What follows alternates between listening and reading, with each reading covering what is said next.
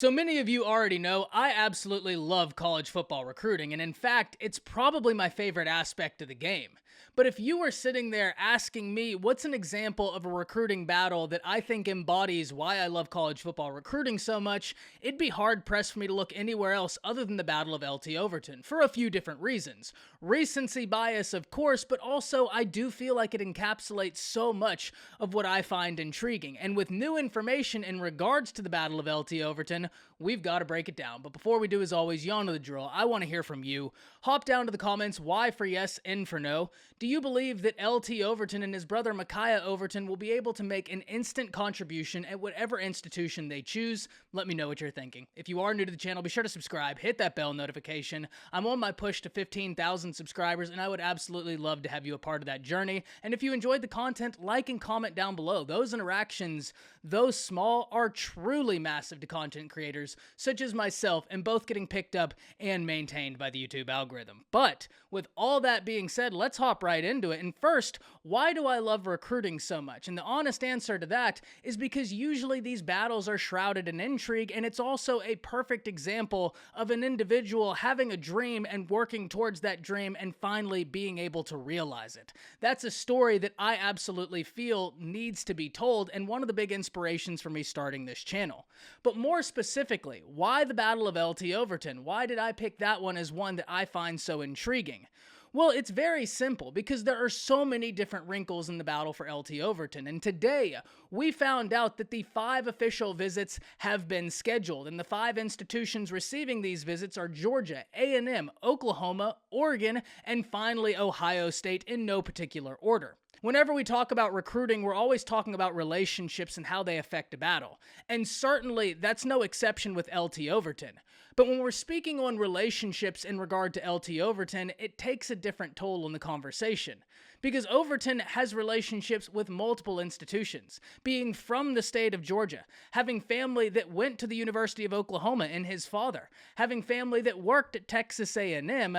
This is someone who can find relationships at multiple different institutions. And so typically, whenever we have someone that is a legacy, as LT Overton is a legacy to Oklahoma, as is his brother, it's very easy to assume that that's where they will end up. And a lot of the times, that's how it happens. And for good reason. It's something that you're born into. College football is famous for the tribalism that it has, and it's no exception in that regard. Whenever you're dealing with humans, it's an inexact science. But let's really go through the 5 institutions listed, because these are very intriguing. And we can start with Georgia. As I said, LT Overton being from Georgia, Micaiah Overton being from Georgia, both have a familiarity with the coaching staff in the Georgia Dogs. And whenever you're talking about the defensive line coach for Georgia in Trey Scott, that's someone who has really done great work here recently, and we just saw what Jordan Davis looks to do in the NFL draft. And when you look at the totality of circumstances around Georgia, they're a team that's known for their defensive prowess. They recruit extremely well, and they're coming off of a national championship. So if you're a kid from the state of Georgia, it absolutely makes sense to have them high on your list. Texas A&M is another institution that's not surprising at all. They have connections to Texas A&M from the family working there. And so this is a situation where when you're looking at Texas A&M and we're talking about defensive line recruiting, we cannot talk about defensive line recruiting and not mention the name Elijah Robinson. Elijah Robinson has been the thorn in the side of a lot of different teams in various recruiting battles.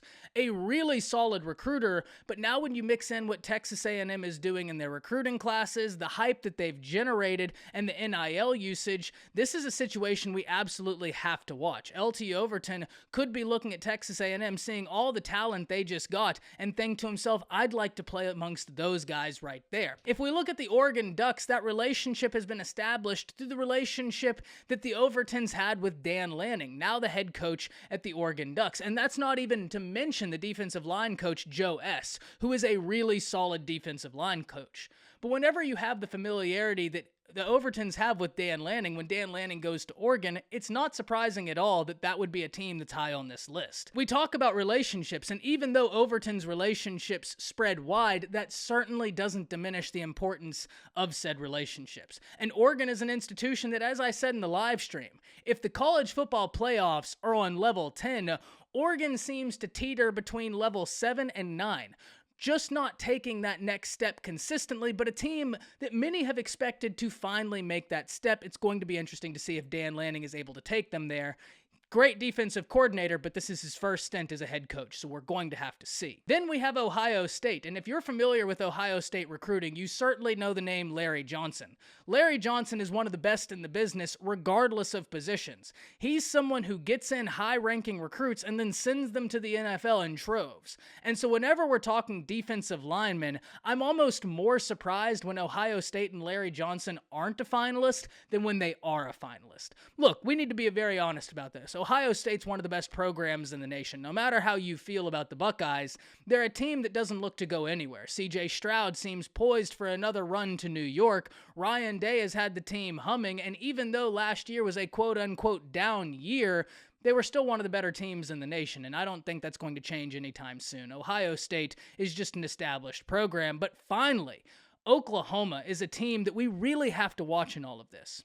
His father played football for the University of Oklahoma, making the Overton brothers and Micaiah and LT legacies to the Sooners. And as I said earlier in this video, usually when you have that information, it's a safe bet that that will follow. The trend will continue. However, in the case of LT Overton, though it could continue, it's just going to be interesting to see because of these relationships I keep talking about. But what does Oklahoma have to offer outside of legacy status? And everything I just said about Ohio State can carry over to Oklahoma. Look, when we're talking about the Oklahoma Sooners, they just had in their standards a down year. That down year was 2 losses. That, for most teams, is an up year. So when you're talking about Oklahoma, and given the fact that they're coming off of a quote-unquote down year, it's going to be interesting to see what they can do. They get in Brent Venables as a head coach, and he's made some slam dunk hires along the way, and the way he's hit the ground running has been nothing but impressive, but I don't need to speak on that. I've done so at length, and y'all have heard me talk about it. Y'all know how impressive I think it is, what Venables has done.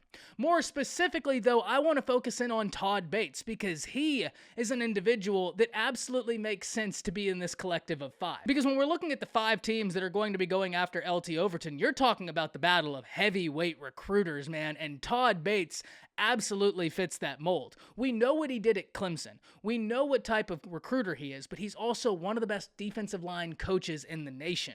And so whenever Bates is hot on the trail of an individual who, oh yeah, by the way, just happens to be a legacy, you have to like at least where you stand, and you have to love that you were pegged for an official visit. Every visit is going to be big, but an official visit in which you can continue establishing a relationship to an institution that just had so much turnover, I think it's a positive, and it's only a positive that can continue. Look, at the end of the day, this is a battle the nation's going to be watching. There's so much intrigue around this, whether we're talking about someone having relationships and tangible relationships to so many various institutions, or we're talking about just how talented the Overton brothers are, and LT Overton being one of the top players in the class of 2023 and then ultimately reclassifying to the class of 2022. This is a recruiting battle shrouded in intrigue, and one that I cannot wait to hear from y'all, because I can't wait to see where he ultimately commits. But with all that being said, hop down to the comments, let me know what you're thinking. That's it. See ya.